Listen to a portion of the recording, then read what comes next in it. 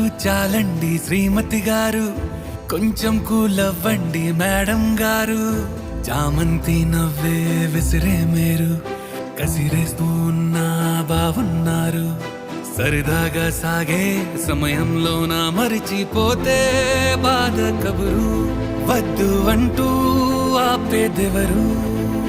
కోపాలు చాలండి శ్రీమతి గారు, కొంచెం కూలవ్వండి మేడం గారు.